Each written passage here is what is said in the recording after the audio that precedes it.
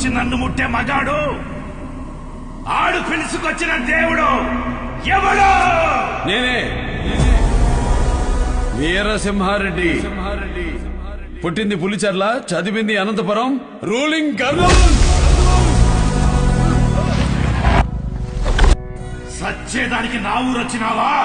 ఊరు నీది కాదు, నాది కాదు, నా కొడక రేపటిది.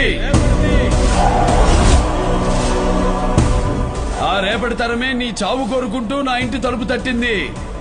మాటిచ్చా నీ తల నరికి ఈ ఊరి తలరాత మారుస్తానని మాటిచ్చా.